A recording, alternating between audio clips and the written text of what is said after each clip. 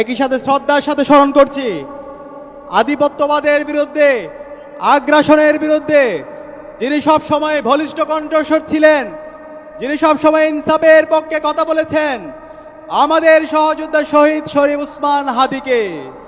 শহীদ শরীফ উসমান হাদির যে লড়াই, সেই লড়াই হচ্ছে আমাদের লড়াই।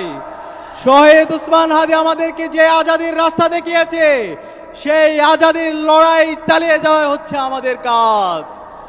সংগ্রামী উপস্থিতি, আজকে যেই জুলাইয়ের উপর ভিত্তি করে যেই শহীদদের আত্মত্যাগের মাধ্যমে আজকে আমরা নতুন বাংলাদেশ পেয়েছি, আজকে যে নির্বাচন হয়েছে, সেই নির্বাচন নিয়ে অনেক প্রশ্ন আছে। যাই হোক, তারপরও নির্বাচনের পর যেই সরকার এসেছে, সেই সরকার আজকে জুলাইকে অস্বীকার করে।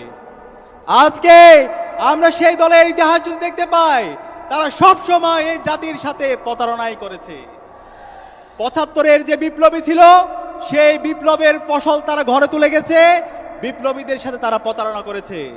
৯০-এর গণ অভ্যুত্থান পরবর্তী বিপ্লবীদের সাথে তারা প্রতারণা করেছে।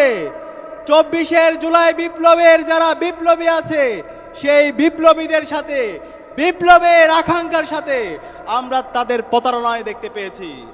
আমরা হুঁশিয়ার করছি, আমরা সাবধান করছি, আমরা দীপ্ত কণ্ঠে ঘোষণা করছি, যেই জমিনে শহীদদের রক্ত ঝরেছে, সেই জমিনে ইনসাফ কায়েম হবে ইনশাআল্লাহ।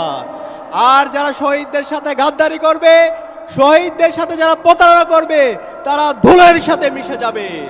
আমরা দেখতে পাচ্ছি ওই দল আজকে পাগল হয়ে গেছে।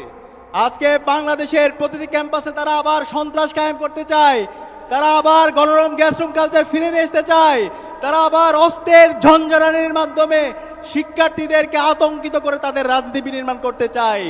তাদের প্রকাশ্যে রাজনীতির নামে তারা রামদা নিয়ে, চাপাতি দিয়ে আমার শিক্ষার্থী ভাই বোনদেরকে কুপিয়ে তাদের রাজনীতি বিনির্মাণ করতে চায়। তারা সবসময় মবের কথা বলে।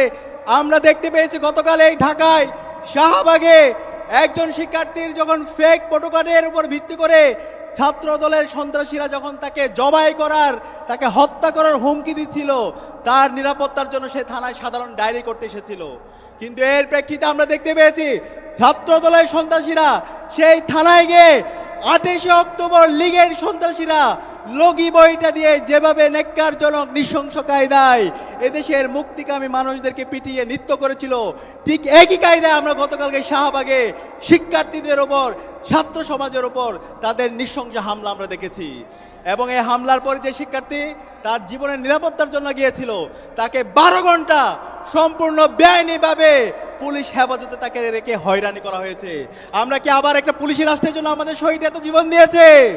সুতরাং আমরা সাবধান করছি, মাননীয় প্রধানমন্ত্রী তারেক রহমান, আপনি যদি মনে করেন যে ক্ষমতায় এসে আপনি যা ইচ্ছে তাই করবেন, জুলাই সনদকে আপনি অধ্যাদেশকে বাতিল করে দিবেন, গণভোটকে অস্বীকার করবেন, মানবাধিকার অধ্যাদেশ বাতিল করবেন, গুম প্রতিরোধ প্রতিকার অধ্যাদেশ বাতিল করবেন, এবং এর মাধ্যমে আপনি হাসিনা হয়ে উঠতেও পারবেন।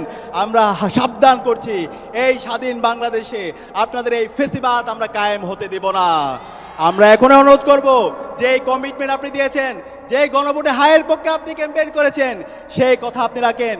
এই জাতিকে সাথে নিয়ে, সবাইকে সাথে নিয়ে শহীদদের আকাঙ্ক্ষার আলোকে একটা নতুন বাংলাদেশ বিনির্মাণের জন্য কাজ করেন। এবং যে সন্ত্রাসীরা আছে, ছাত্র দলের, যুব দলের, বিএনপির যারা সন্ত্রাস নৈরাজ্য কায়েম করছে, এই সন্ত্রাসীদেরকে সামলান এবং তাদেরকে বিচার আওতায় নিয়ে আসেন। ইনকিলাব জিন্দাবাদ।